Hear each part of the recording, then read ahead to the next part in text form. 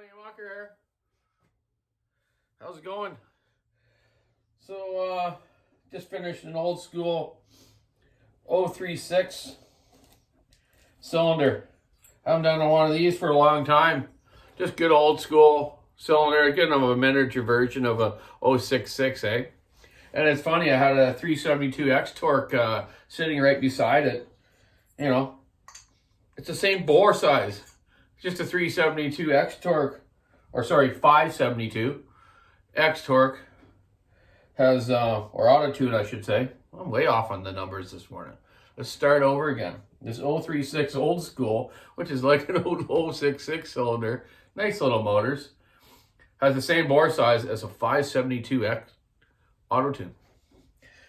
But the auto tune 572 has a longer stroke.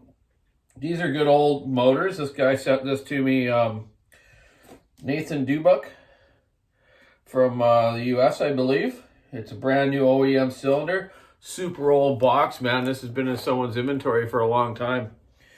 I've done it up nice for a good work saw.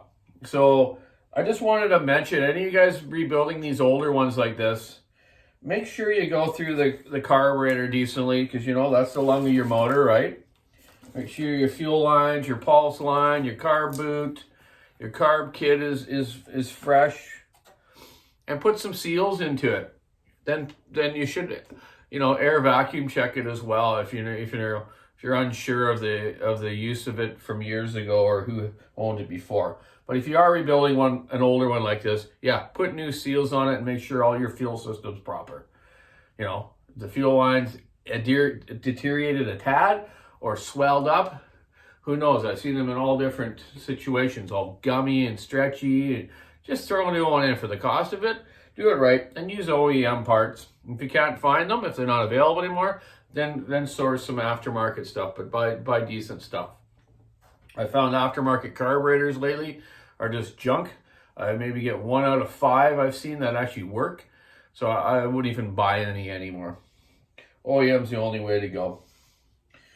You know, there's companies out there trying, but let's, you know, see down the road how they make out. So anyways, nice old 036. I'm going to write a little note to this fella if he doesn't watch my YouTube channel, which is fine, about what he should do and the seals and stuff. Just so when he gets it from me, I know this here should last for many a years for a fella. Almost a lifetime this chainsaw would last a person cutting firewood.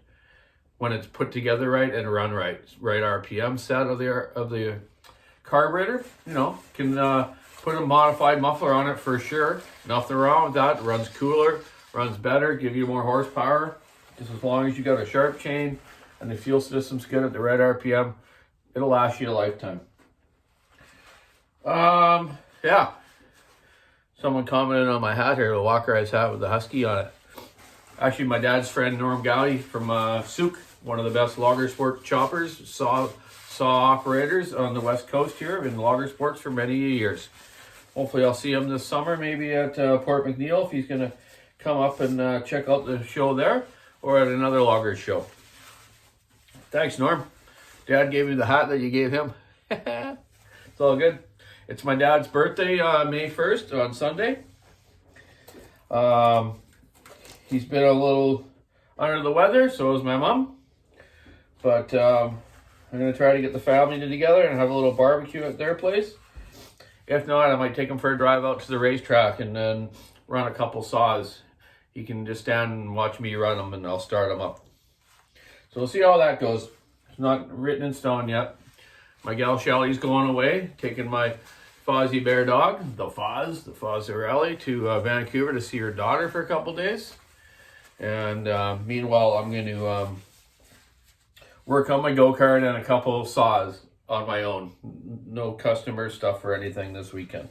Just my own stuff. I don't get enough time to work on it, and then I rush stuff and it doesn't go right. So I'm going to spend the time and work on finish my Mac hot saw and my 850 build like I was doing for Bucket and Tin Man, but unfortunately Tin Man's not coming now, but I got to get that finished off.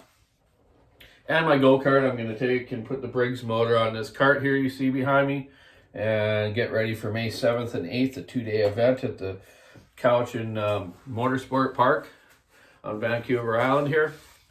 Hopefully I'll get some GoPro footage of that. See how that goes.